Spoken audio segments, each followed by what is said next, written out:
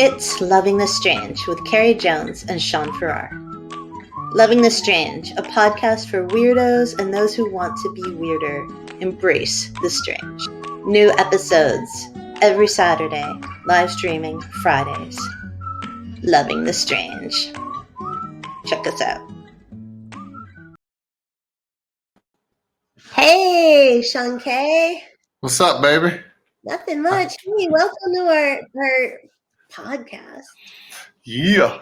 Do you want to tell everybody what we're talking about today? It's about like strange drinking traditions. Drinking traditions. Drinking traditions. Yeah. So it's like drinking traditions and kind of like some weird drinking laws mixed in too. And hopefully it's going to be super fun. D. Harris is already here because he's our best friend forever. And I am very excited to be here. How about you? I don't know, but reading your thing really quick right there, your eyebrows are more visible than mine.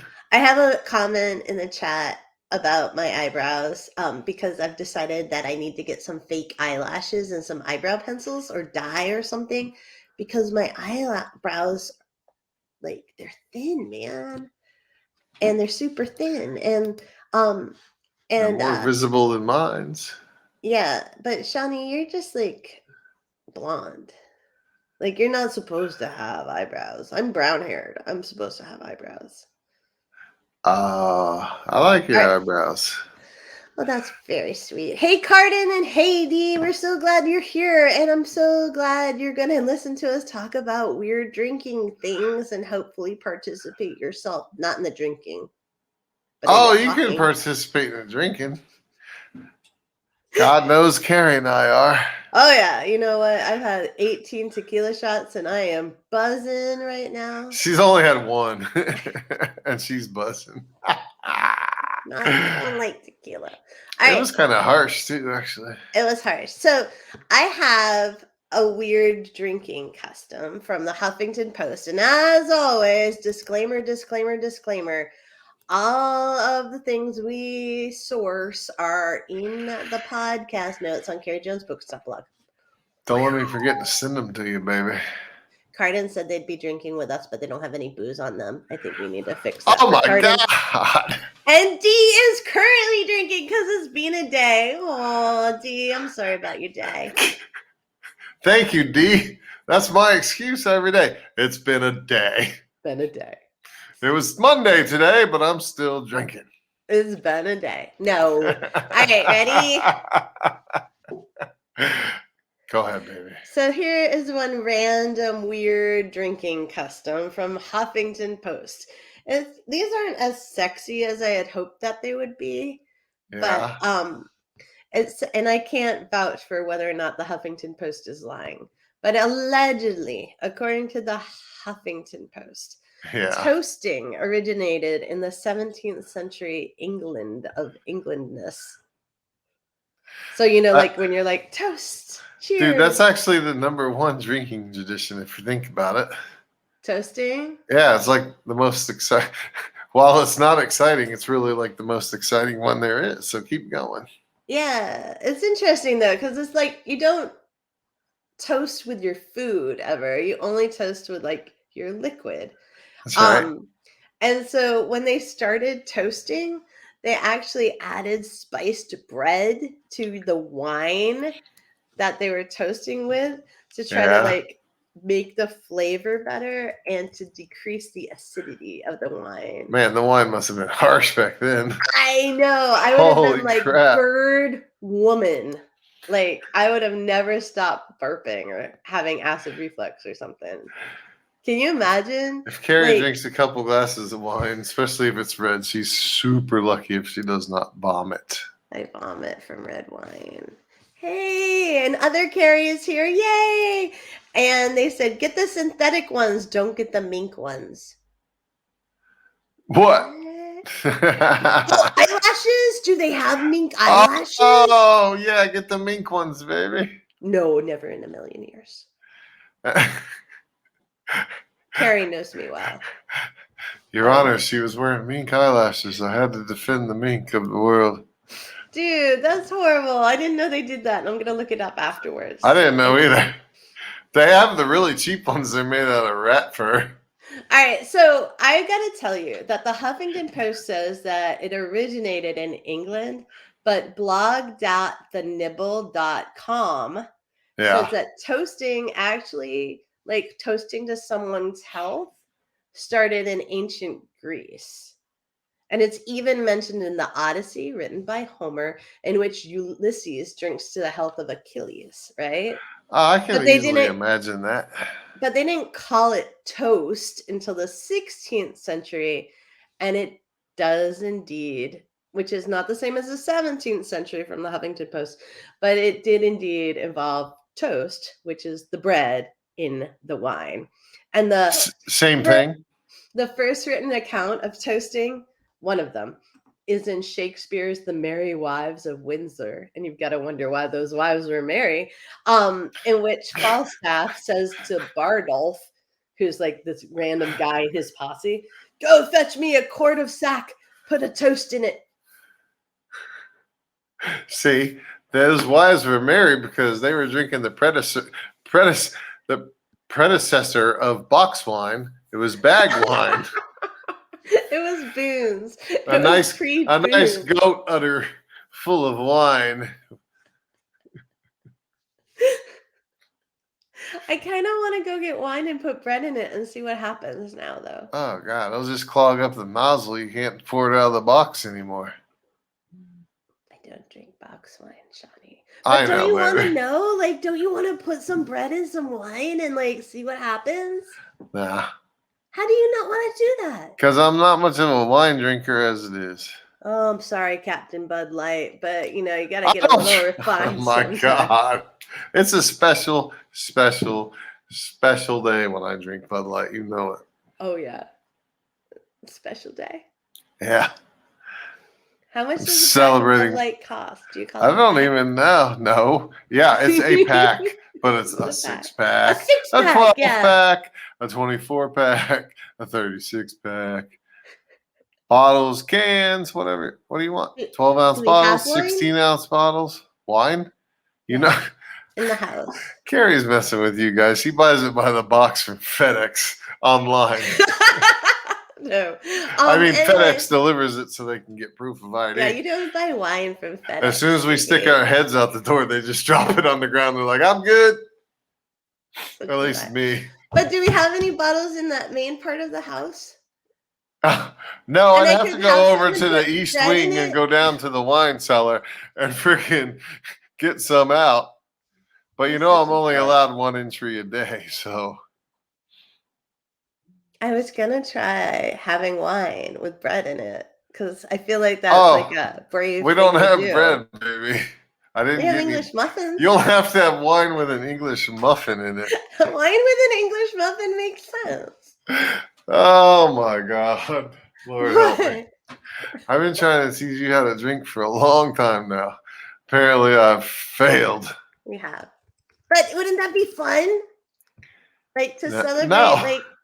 It sounds like a ruination of a bottle of wine. Or in a good English muffin. Are you gonna dump it in? Are you gonna pour a glass of wine first and put the toast in the glass? I think so. Yeah. All right, maybe. Or do you think you put the bread in the wine glass and then you put the wine on top of the bread? Whatever. I want to know how it worked. But you got to put some peanut butter on it first. No, you don't put peanut butter in your wine. On the bread. No. Yes. No. Give that wine some palatable flavor. But also they didn't just do it with wine. They also did it with ale, which kind of makes sense to me. And if you ale would go better with toast.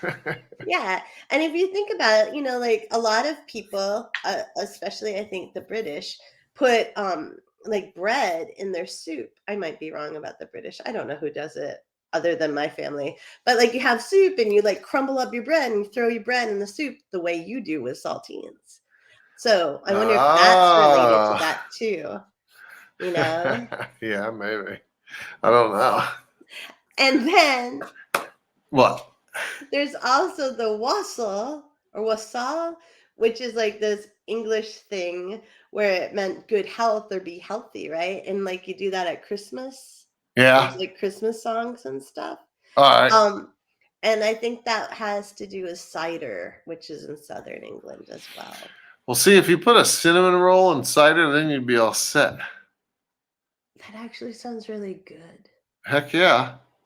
Wow. You gotta match your breads with your booze. What would you put focaccia Like in? a sourdough for beer. A sourdough for beer. Yeah. Or a pretzel. That's almost bread. What would you do with pretzels are usually sourdough, aren't they? What would you do with naan? Oh, I don't know. Maybe or like a tortilla. Can a tortilla? Tortilla with no tortilla and tequila sounds disgusting. But then if you're drinking mezcal and you get to the worm, you can have a little tiny worm taco. Oh, that's so gross. But also, did you know that when you clink your glass and you say cheers? Yeah. According to the blog thenimble.com, you do that 1 for the pleasant sound of the clinking. Yeah. 2, to ward off evil spirits. I don't think they mean the spirits that you're drinking. I think they mean like ghosties. And 3, somehow to avoid poisoning. Really? Yes. Oh. I don't know how clinking your glasses. Maybe it's because you're supposed to clink hard enough where you actually get a little bit of your drink and the other person's drink and vice versa. And then if they don't drink, then you don't drink. Ooh. Be like, oh, you bitch. You're trying to roofie me. That's like very Agatha Christie. Yeah. Yeah, that's cool. Oh, Dee said tortilla with tequila, and I think Dee is right. If you do tortilla chips. Oh, a little salt. Yeah. Yeah, that would work. If you got lime flavored Tostitos, you'd have a little lime and salt with your tequila. Okay, moving on. Do you have? Dang, we could do a whole blog post about mixing your alcohol with your proper starch. We probably could. We could probably make a bar out of that. That'll be our next business. Drink your food. Is that going to be our food service for the liquor license? Yeah, it'll be drink your food. And in Maine, in order to have a liquor license, you have to have a certain amount of your stuff be food. That's not alcohol. So we could just put the pieces of toast inside the stuff. That's what I'm saying. Yeah, that's brilliant, man. You could have like a little teeny wedge of peanut butter and jelly sandwich and a nice cocktail of some sort. Oh, or a drink that was like a chocolatey, milky one. Are you gonna have peanut butter and fluff? I'm full. Oh, I got a lot of ideas for this, baby. I think this is a really good idea, actually. Yeah. Doug Marshall wrote in chat, I don't drink and I feel like I'm missing out on the knowledge. No, honestly, Doug, you're not missing out on anything. What you're missing out on is experience. But it's not necessarily an experience you need. Oh, it is. Man. All right, so Sean. If you've never woken up somewhere and you don't know how you got there, see, you missed out. And you're a nice, wonderful human being, possibly with morals and some ability to restrict and restrain themselves. If you've never woken up on your neighbor's lawn, naked? Not naked. For a flamingo floaty? Not naked. If you've never woken up naked on top of an empty Bigfoot suit, you've never lived. That's one I missed, and I'm kind of jealous about that. If you never woken up naked hugging a manatee, you ain't lived. See, John Bell says I have. I have too. I haven't. I'm talking about the neighbor's lawn, actually, but. Oh, we lost a viewer. Okay, ready? What? Tell us. I don't know. We lost a viewer. Well, why wouldn't we after that? So, Sean, tell us a drinking story, drinking tradition story, or a weird and interesting fact about alcohol. Oh, man. Okay. Why isn't John Bell, our brewer friend, here? John who? I'm sorry, not John Bell. John Hill. No. Oh, I don't know. Dude, their names are so close. I know. And you gave me a tequila shot. I'm not going to be good at this. Oh. uh, Yes. so I'm going to talk about a real, I don't know. To me, this was like common knowledge, but a lot of people might not have heard about it. And we've already talked about it briefly, and that's Mezcal, which is tequila's. I don't know the difference. Well, Mezcal is more of a smoky, harsher, if you can believe it, tequila. While you, harsher? How does Scotch feel when it's going down your throat? Like you have entered the 8th level of hell. Does it feel like the sexy guy from Lucifer is not there to help you through it? To me, it always felt like I was drinking somehow drinking liquefied sand, like almost like it had a texture. Yeah, but that's how Mezcal feels, rough, real rough, compared to tequila. But Mezcal has a worm at the bottom of the bottle traditionally, which is actually a grub, which is the larva of either a butterfly or a moth. So it's like, you know how like when I harvest the tomatoes, I'm like, oh gosh, I hope there's no slug in there. Yeah. They're like, please let there be a slug in there. Well, that's the theory, but really it's placed in there on purpose because,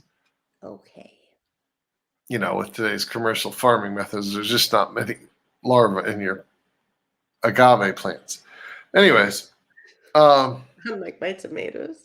So those are some tasty tomatoes, though, aren't they, baby? They are, but you won't taste them. But they are good tomatoes. Okay, no. Talk about the booze, babe. Talk about. I'll eat the heck out of the spaghetti sauce you've been making with them. Anyways, so the mezcal has a worm, and when you drink to the bottom of the bottle, you're supposed to eat the worm. Ew.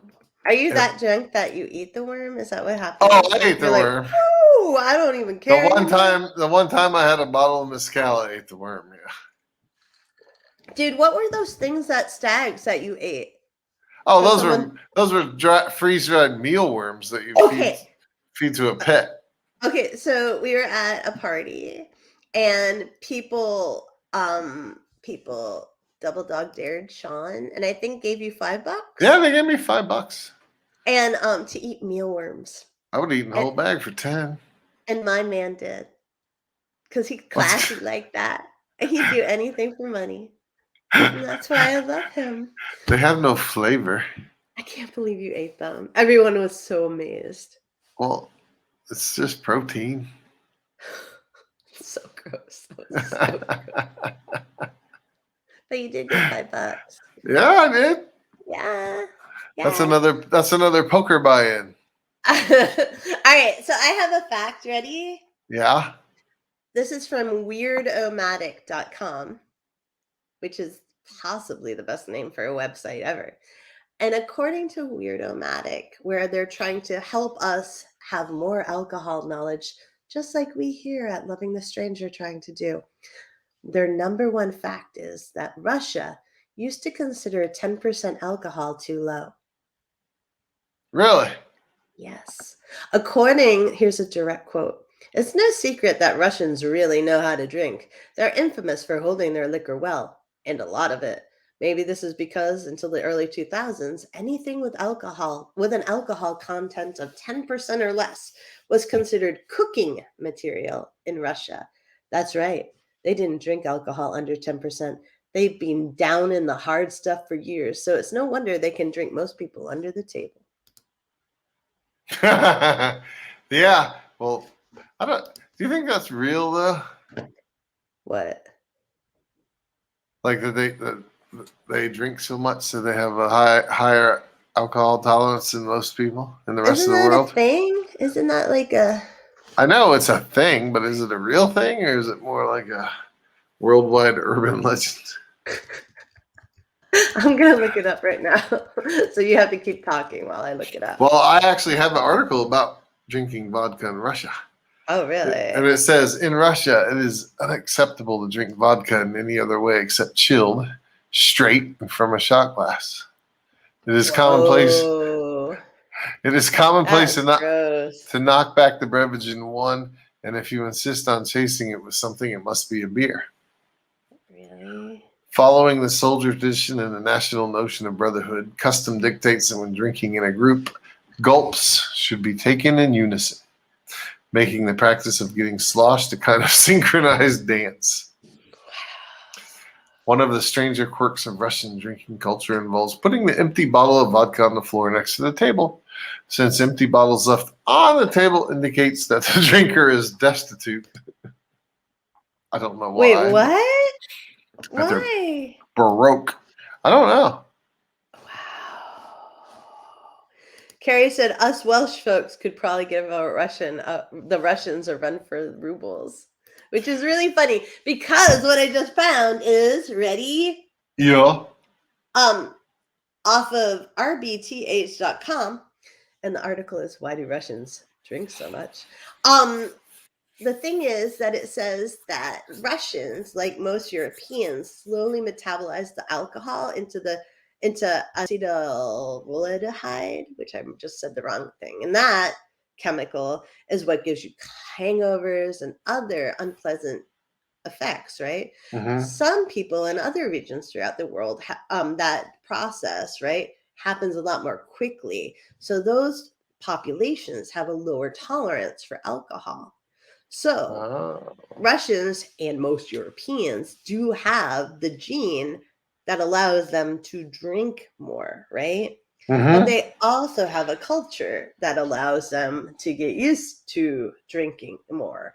Like all the way back in, like, I think the 1600s or 1600s, they started having state taverns.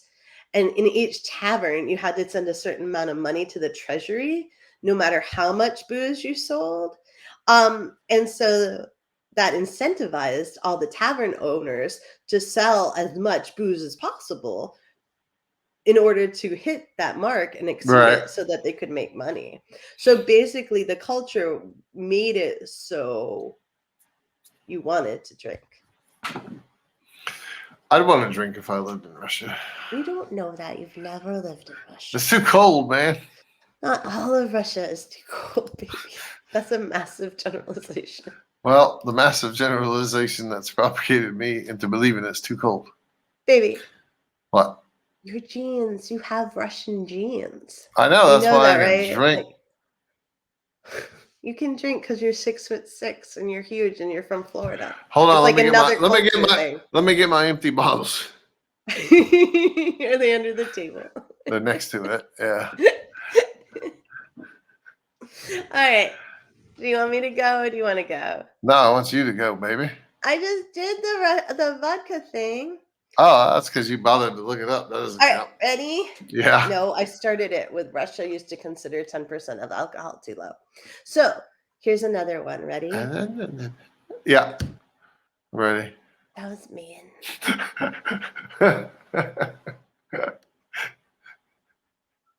Hello? I'm just going to leave the podcast because you're going to be mean to me and stuff. I'm not being mean. Look at him slowly drink. He can't handle it. He can't handle it. All right, ready? You put too much seltzer water in there. I can't handle the little fizzy bubbles. All right. Allegedly, the Dutch, so in the Netherlands, I'm very annoyed because Huffington Post called it Holland, but whatever. The Dutch have adopted the headbutt method for drinking whiskey, which means you don't use your hands. You have to bend from your waist to take a sip, and then you straighten up and then chase it with beer. Really? Can you use your hands for the beer? I do not know. The Huffington Post does not tell me that. Well, you know what? All that bending over and straightening up is bound to wreck a fella. Jesus. I know. After like 3 of those, you'll think you drank a case of whiskey. I know. That's a good trick, but not good for the tavern owners. One, baby. You ready? Huh? Are you ready? Yeah. All right. So I'm ready. In the Czech Republic, I used to think I was Czech. Before DNA happened. Toasting is a serious matter. How serious? You have to make eye contact with the people you're clinking the glasses with. But if you cross your arms, like if you guys cross, right? Yeah. You're cursed with 7 years of bad Do you want to guess? Alcohol? Sex. Oh my God. Yeah. Is that all? 7 years? That's a lot of years. What At do least you mean it's at all? At least you're getting sex. But it's bad sex for 7 years if you cross your arms while you're drinking in the Netherlands. Depends on how old you are, though. If you're like 18 and you get guaranteed 7 years of bad sex, who cares? It's sex. Oh my gosh. No. Hey, What is there's a wrong bright with you? side to everything. All right. You want to read John Bell? John Bell has a comment. All right. We played this drinking game where we filled 5 small Dixie cups, each one equaling 3 shots, or maybe 3 shots total. We would see we would see who could drink them the fastest. I beat 3 people in a row. The first one was Cuervo 1800. The second one was Jägermeister, and the third one was Jack Daniels. Then I tried to go like fireworks spinner and couldn't move, so I burned a hole in my leg with Sean. That'd be me, standing there looking at me like, "What are you doing?" Yeah, I did. That's a true story. I remember that one. You didn't finish. Then I went home, went to bed naked, got up to puke out my back door and fell over and cracked my head on the floor and passed out. Oh. My neighbor said he got up the next morning around 9 a.m. We don't have the rest of the story. No, we don't. But I know how. I can tell how it ends, anyways. See, let's go up one. Go to Hikiko's. The guy answer is all sex is good sex. That's what I was saying. Very true. Very true. Pretty much what I'm saying. I know, but I mean, I'm refined in my bedroom mannerisms. But when I was like a teenager, man, I would take 7 years of bad sex in a heartbeat as opposed to 7 years of no sex. Again. What? Such a guy. Of course. John's story, which is still continuing, reminded me of Newman Day, which is something that started at Bates College and Paul Newman was very, very upset about. Newman Day, Bates is where I went to college, and Newman Day started in 1976 in a thing called Winter Carnival. Which is like, I don't even know, a bunch of weird little things that we did for school spirit in the middle of the winter because it was January in Maine and freezing. And you were supposed to try to drink 24 beers in 24 hours. What? That's easy. And some students said that Paul Newman once said 24 hours in a day, 24 beers in a case. Coincidence? I think not. I don't know if that's a real Newman quote. I feel like it probably isn't. Because he got really upset about this when I was at Bates. Anyways, so it was originally called Paul Newman Day, but then we shortened it to Newman Day, and it became a tradition every year, like decades and decades, right? And it even started, like, it caught on at Kenyon, and it was at Princeton, and I think a couple other colleges too. And it was terrible. Because to win at Newman Day, you had to not only drink your 24 beers, you also had to go to all your normal classes and go to breakfast, lunch, and dinner. And you weren't allowed to boot. Do you know you weren't allowed to what? No. Boot? That's throwing up. And if you throw up, your counter went all the way back to 0. That's crazy, but I know some people that can do that too. But I could do 24 and 24 for sure, and eat all those meals, and go to class. Really? I know I could. Oh yeah, I drink 12 before I went to class, and then nurse the rest of the day. Well, Paul Newman was very upset. He wrote letters like to Bates, to like Princeton, like all the newspapers and all the colleges, and even talked about it in an interview with the New York Times. And he's like, no, don't drink for 24 hours. Do community service for 23 and then follow that with a cold one. Yeah. Well, you can start your 24 hours then. And before I went to They could Bates, have called it the Newman 45, Newman 47. so he wrote a letter to the president of the Bates before I got there, and it was still happening when I got there. So obviously his letter did no good. And he was like, I was surprised to learn that a day which was held in my honor was actually an excuse for drunkenness, disregard for property, disrespect for people, and deeds of questionable character. That the tradition of these activities has been wisely quashed by those in authority is indeed a relief, which kind of cracks me up because they weren't quashed. No, they weren't quashed. Poor Whatever. Paul Newman, though. He tried so hard to be a force for good, and his name became a name for the day of drunkenness and vomiting in random places all across the college. I know. Think about Mr. Cornhole or Mr. Beer Pong. Those poor guys. People legitimately would stay up until midnight. They'd be like, I can't go to sleep because then I'm going to have to, like, if I get 8 hours of sleep, I'm going to have to double up. It was a big deal thing. Yeah. Oh, yeah. But why would you ever go to sleep before drinking 24 beers? Well, no. It was like you're supposed to start at midnight. And if you were sleeping until like 8, then that meant you had 8 hours that you had to catch up with. Like you couldn't do one an hour. You had to do. Yeah. Oh, because you lost that 8 hours. Yeah. I got you. Yeah. Well, you can prepare for it. My undergrad college has case day, and it's the same. 24 packs in 24 hours. Yep. LOL.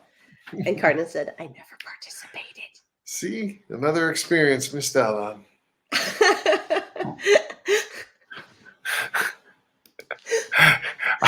I don't know where the rest of John's story is, but I know we need the rest. He and I could do a whole podcast alone on drinking stuff. Do you know? I don't know if I want to know. Yes. Now, this is not a bad thing. John, who became like Mr.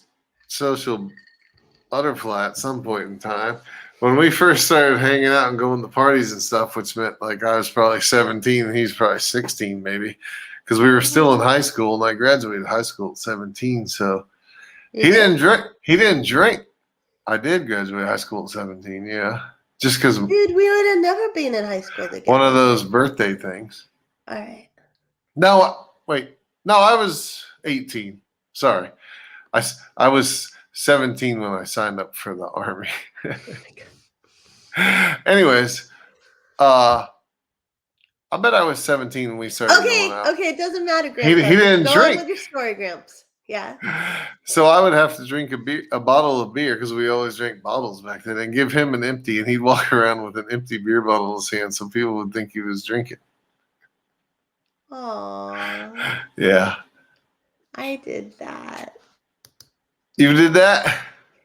You know what I also did? What? I also I had no driver's license because I failed my driver's test. Long story, not my fault. And so I would be the designated driver because we were all like, oh, well, Carrie doesn't drink, so she can drive the car and bring everybody home. Well, that just sucks. But also, the whole time, every time I did it, I only did it like 3 times, I think. I was like, I'm gonna get pulled over by the cops, and I was such a bad driver that I was, and I have no night vision. I think it was so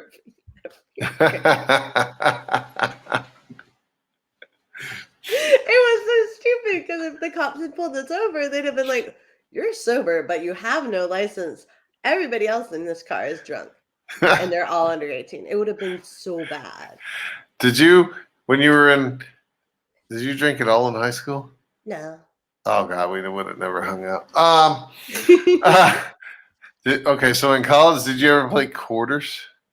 That's when you hit the quarter. Bounce the quarter off the table and try to get it in the glass. Yeah. Yeah, I sucked at that. I had no depth perception. It was not a good game for me. John and I used to play that all the like we were really good at it. And we'd sucker these at my friend Mike Griffin's house. We'd sucker these other kids into playing with us. And John and I, always sat on the side of the table close to the wall because Mike's mom had a lot of house plants.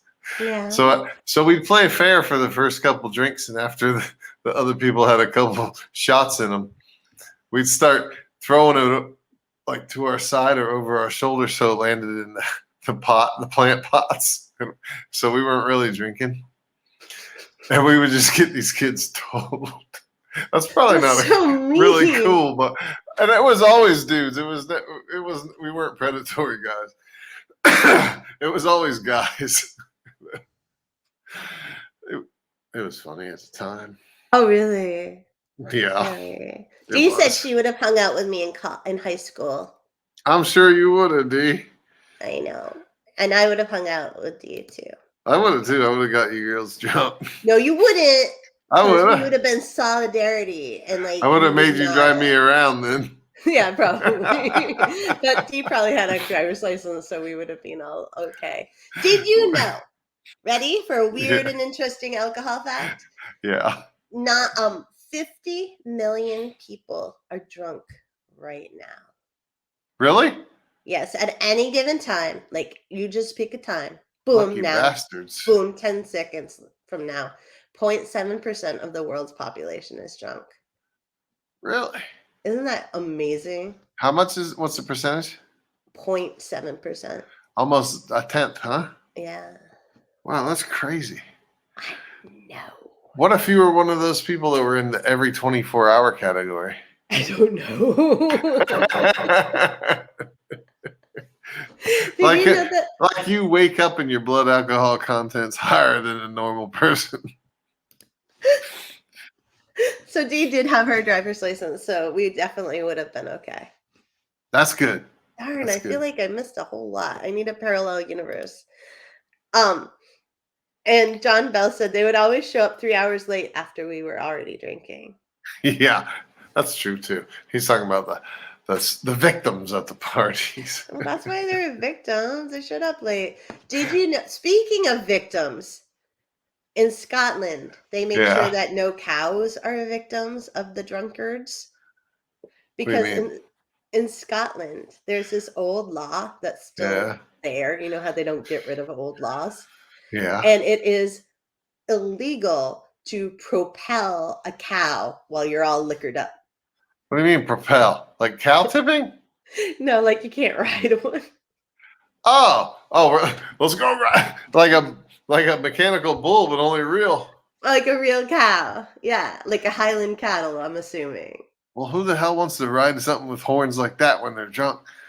God, those Scots are crazy. They're amazing. In a kilt, too. Can you imagine? Oh, no, I can't imagine getting a sack hung up on one of those. God.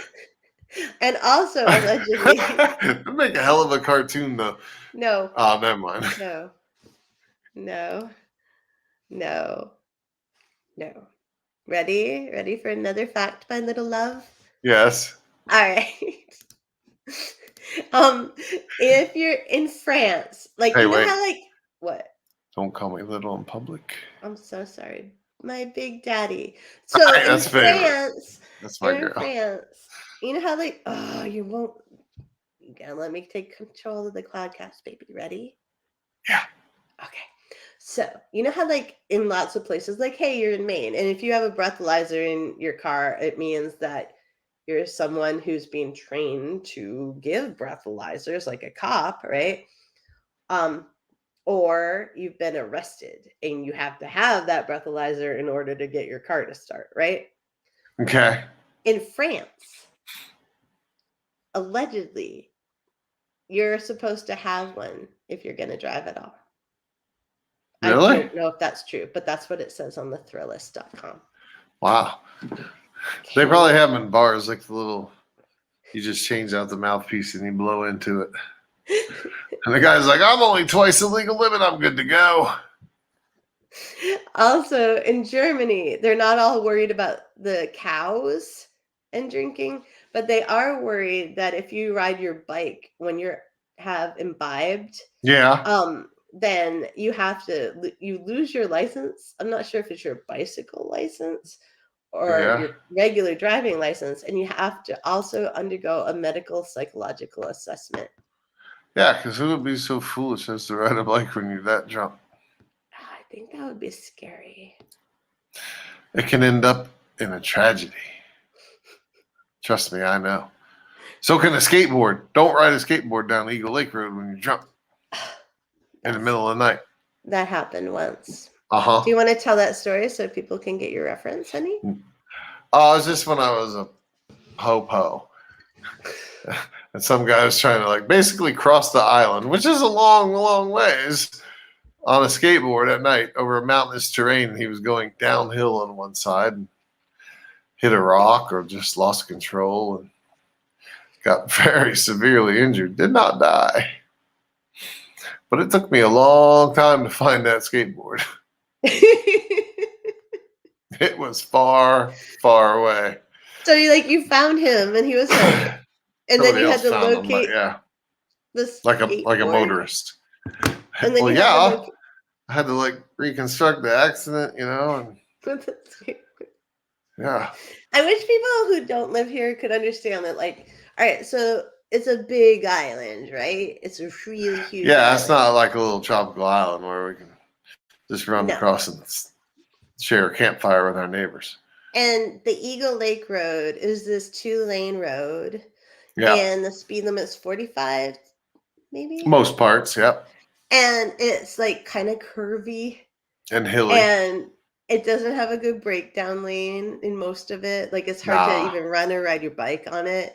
And and it's nighttime, right? Yep. Oh yeah. And he's just riding his skateboard. Skateboard, yeah. That's amazing. I know. Quite amazing, actually. I want to know if he was skateboarding uphill because that would take a lot of leg work right there. So much leg work. Carrie has a story that reminds me of Newman Day. She said, we used to play a game called Bob Newhart. That sounds familiar, actually. We would watch all the episodes, and each time anyone said, "Hi, Bob," you had to take a drink. It sucked when he had a group therapy. Oh my God, I remember that. I would have never have remembered that show though without this comment, but I remember the therapy sessions. That's a really old show, isn't it? Like the Newhart show. That's super old. A bald guy with a really dry sense of humor. That's like the same time frame as what's the Bubbles music show? Come on. Welk. Yes, Lawrence Welk. Wow, I'm proud of me. Good job, baby. That is an old show. Maybe not quite as old as Lawrence Welk, but what? Do you have any interesting drinking traditions, baby? I don't know if it's interesting, but it's one from Korea. And it says many visiting businessmen have accidentally fallen foul of the widely observed and somewhat peculiar drinking customs in South Korea. Yet there is only really one main rule to adhere to in the South Korean drinking game. Respect your elders. In particular, I can read better than this normally, folks. Hierarchy must be observed during a jovial hosik, which is a character-building drinking session which gives your boss the chance to judge your proficiency in the boardroom by your competence in the boozer. When enjoying a glass or 10 of Soho, which is a distilled beverage similar in taste to vodka but traditionally made from rice, you must serve your elders first and then wait for someone to fill your glass in return, as is also the custom in Japan and many other Asian countries. Both hands must hold the glass or bottle when receiving or pouring a drink. To use only one hand indicates you think yourself above your superiors. Are you getting bored over there, baby? Yeah. You must then turn your back. You didn't cite your source, bud. You didn't cite your source. You could have waited till the end to say that. There's no reason to interrupt me with your huffins and puffins. Anyways, you must then turn your back to the elders in your group when taking a sip to show respect. Be warned. It could be to your personal and professional. This is stupid. Okay. I thought it was going to be about getting drunk under the table because the elders knew how to outdrink you. But this is from thespiritsbusiness.com. All right. I have something more interesting. You ready? Yeah. It's about underneath things. And again, it's from the Thrillist. Okay. Do you want to guess what it's about? Underneath It's things? underneath things. Nah, because all my guesses will be distasteful. Well, you'd be close. So allegedly, Scott's law says is like a bunch of like traditions and principles, and it becomes like common law, right? Yeah. And there's some laws that most people believe are no longer enforced and probably aren't. And one of those says, ready? Yes. That a Scottish man, if he is wearing undergarments such as underwear, tidy whities, boxer briefs, or I don't know, whatever else, the thong, under his kilt, he gets fined 2 beers. Well, that's just the reason to wear that crap then. That's why you would. You go into the bar and you gotta get 2 beers for somebody else? Yeah, you gotta buy someone. Screw that. Possibly whoever's checking under your kilt. Oh, like, do they have police checkpoints where they're like, "Hey, buddy, lift up the kilt. Are you wearing?" I can't do it. But if you go into the neighborhood bar, I bet you gotta lift it up right when you walk through the door. Oh yeah. I've heard of that before. That's why I'm always going commando, just in case. Well, you're Scottish. You I might walk into a Scottish bar by mistake. And this one, my friend who's coughing, is what I think would be your favorite. And in Australia, it is against the law, right? Yeah. To crush a can of beer between your breasts. Well, no joke, that's against the law. Because that would scare any man. Well, who cares if men are scared? Well, we don't want women that empowered. They're that strong. They can crush a can between their breasts. Have you seen the size of Australian beer cans? No. Have you ever seen a Foster's can? No. They call it an oil can for a reason. Like the old can. Is it really big? Oh, yeah. Remember when car oil used to come in a can? It's cardboard with the tin on each side. Do you remember that? No, I didn't do anything with car oil. But your daddy did. I didn't. No, not. And you had to open it with like a can opener, the pointy kind. One on each side. I do know that. So you put one on the other side so it'll actually drain out and vent. Yeah. Wasn't that with Crisco oil? No, I don't know. No, Crisco doesn't drain. Baby. What? If your mama was cooking with motor oil, then no wonder her food was so good. Good Lord. Okay. I don't remember that. I don't remember that either. Man. You skipped the John Bell story. I'll go back in there in a second, but allegedly that lady was the Australian lady was immediately fined for crushing the beer can with her boobies. She's probably thrown in prison too. That's so wrong. I know that would be wrong, but can you imagine? How do you do that? I don't know. Seriously, you must have to use your hands. Maybe underwire bra, and you kind of squish it. I don't know. All right, so John Bell said, "Remember when we used to see who could hold the keg tap in their mouth drinking the longest?" No, John, I don't remember. It's because you weren't there, baby. But you would have had fun. John had the record of 62 seconds, and the Looney Cooney was determined to get the record. That's Scott Cooney. Okay. He's a real person. Okay. It sounds like something from Bugs Bunny. It does when you put it that way. All right. He made it to around 50 seconds and just fell over stiff in the mud at Palm Beach. Still don't know if it was because of the alcohol or the lack of oxygen. You all Scott, were nothing like me and my friends. Some of us drank more than others. Apparently. I mean, I did my fair share of drinking. We don't need to get into that, but I wonder if that was the same trip where my cousin Brooke was riding on the back of a 3-wheeler or a 4-wheeler with Scott Cooney, and he tried to pop a wheelie and they flipped over backwards. And myself and John and Brooke ended up in the hospital for the night. Only because of Brooke, not us. But Brooke's okay. Yeah.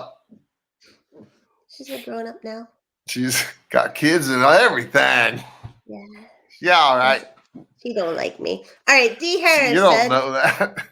God. She doesn't like me. She's never met me, but she doesn't like me.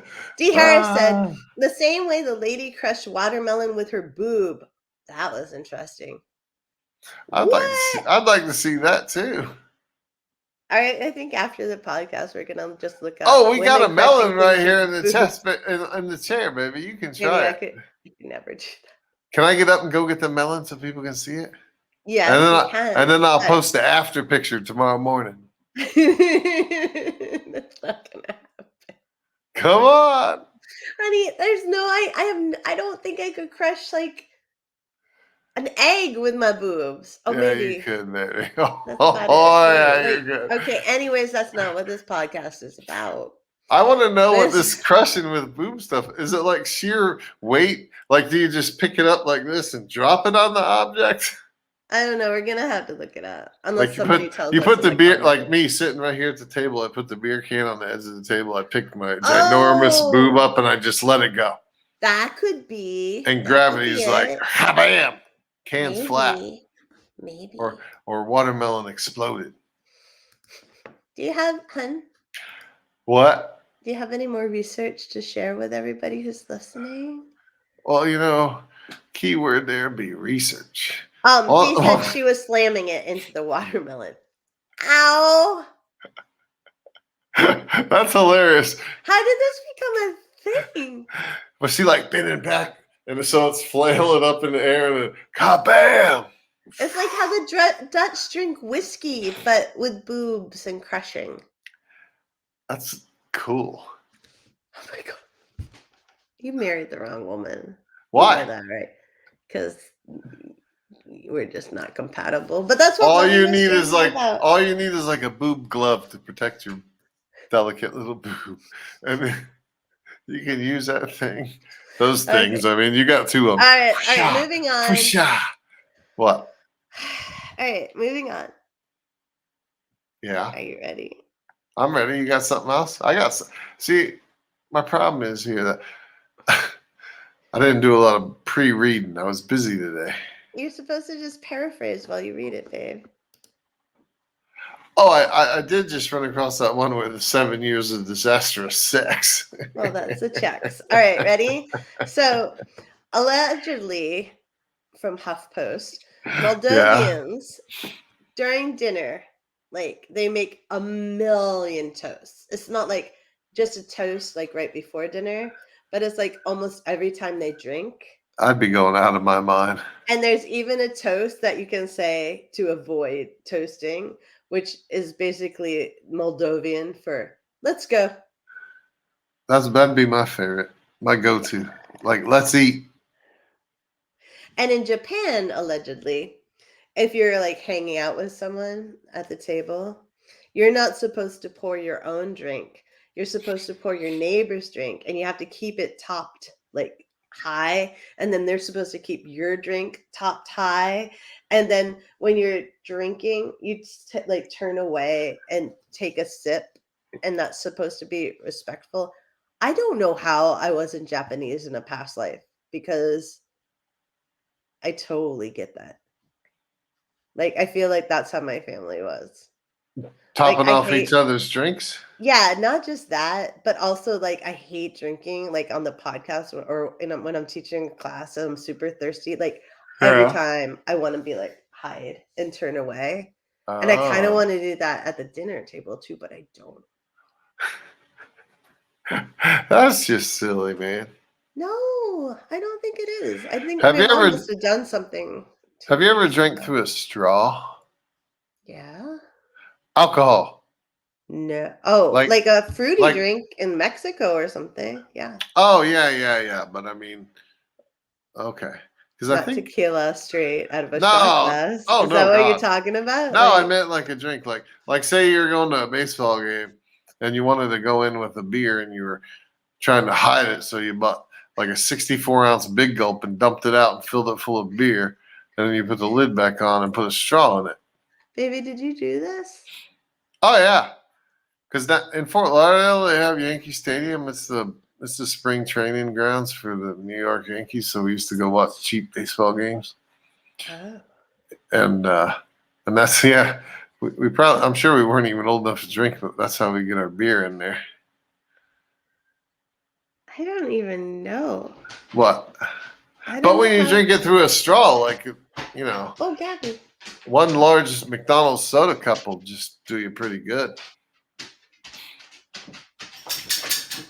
Baby, what are you doing in there? That's the sound of our dog. She woke up. Oh. She's all flutter. Give her another injection. Put her back to sleep. All right, so March 1st is my birthday. Ooh, that's a long ways off. You're fishing early, baby. A brilliant, brilliant holiday happens in Iceland on March 1st? Really? Yes. And it's called Beer Day. March 1st is Beer Day in Iceland. Marchtoberfest. Which means we need to go to Iceland for my birthday. That sounds like a grand idea. And despite that, there's this other day, and I'm going to butcher it because I do not know Icelandic nor the Icelandic accent. But it's basically Verslunar Mana Huggy. Yeah. It sounds like, hey man, you want a huggy? And it's in August, and that is allegedly the weekend of drinking. So in my head, it's like the whole weekend? Yeah, like the Paul Newman days of Iceland. That sounds fun.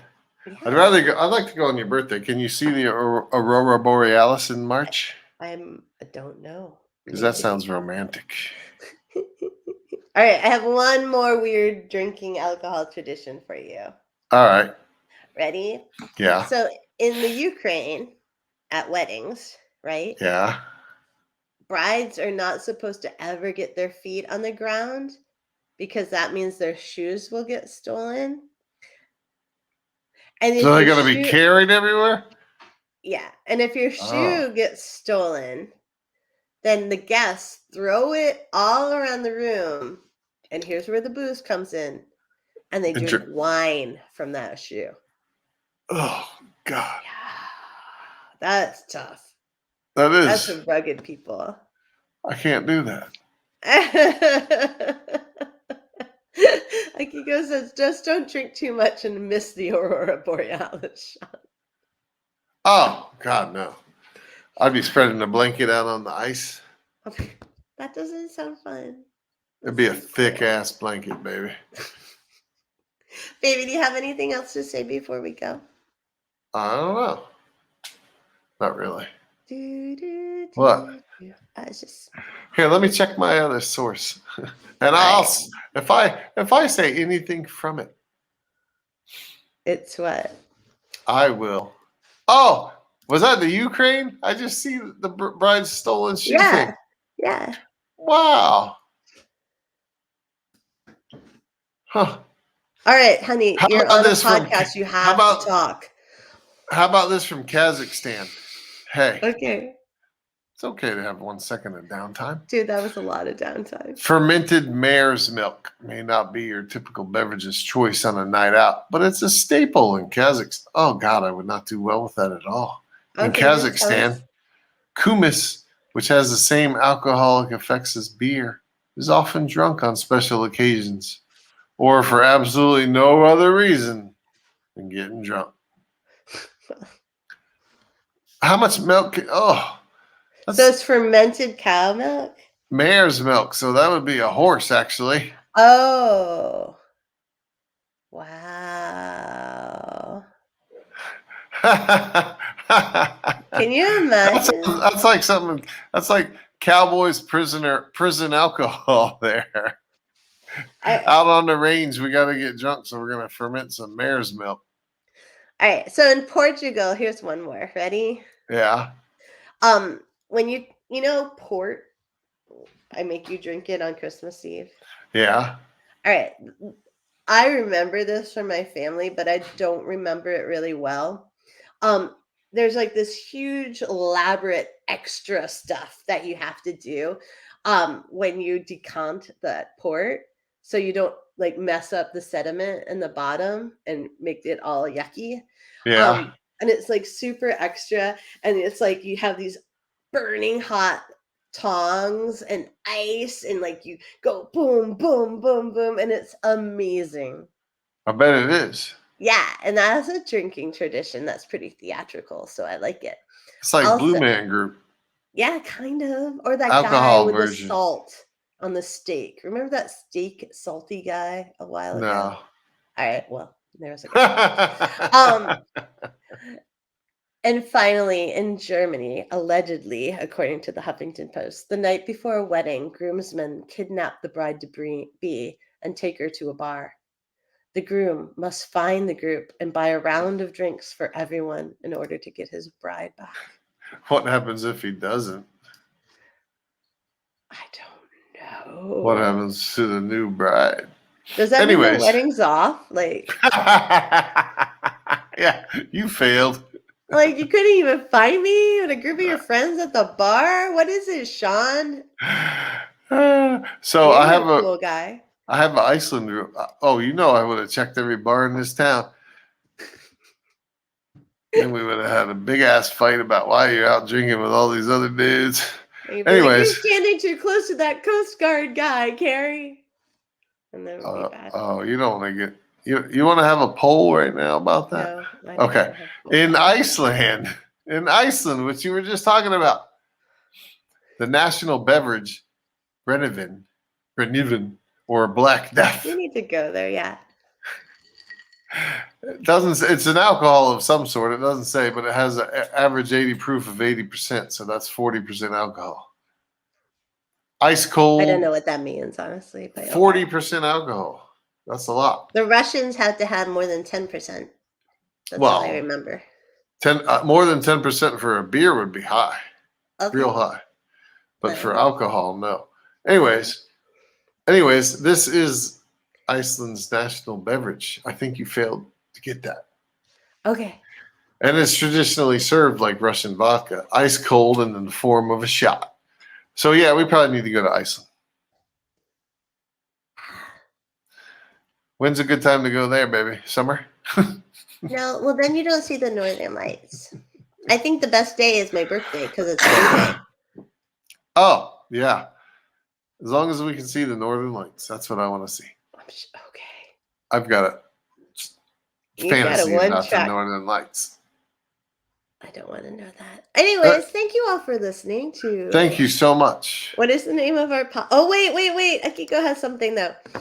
According to Euromonitor, Japanese adults on average drink 4.4 shots of hard liquor per week, the 5th highest in the world, behind top 2, South Korea and Russia.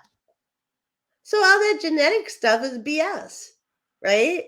Like that thing that I posted referenced earlier, because obviously people who are not in Europe are drinking pretty hard as well. Well, maybe they're just waking up with those big ass hangovers. Oh, no. Isn't it like that it metabolizes quicker, allegedly, and then slower? Oh. The Russians are slow. Right. Other areas and populations are quick. Yeah, but you want it slow. I think, right? So it comes over time. Anyways. But can you imagine? That's a lot. 4.4 shots of hard liquor per week? Yeah. Yeah. Although around here in this house we do about 12 to 15. But a night.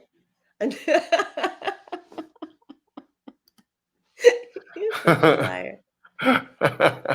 All right, only on the weekends. I'd be dead. You know I'd be dead. And just like when I was a teenager, I've carried on the tradition of the weekend starts on Thursday. And it lasts through Sunday. Oh my gosh. Carrie wishes us a groovy weekend, and I hope you have a groovy, strange weekend too. Thank you all for hanging out with us. Thank you very much. I hope you all have a groovy, strange weekend. And I hope you all know that Sean isn't 100% honest. What? I am. We do not drink 12 shots a night. No. Definitely not. Bye, everybody. Bye. We love you. He does love you. And we really appreciate you being here. And now I have to find the outro so we can be official. Oh, is that what happened? Yeah, that's what happened. Thank you for listening to Loving the Strange. Please be sure to like and subscribe. And remember, embrace the strange.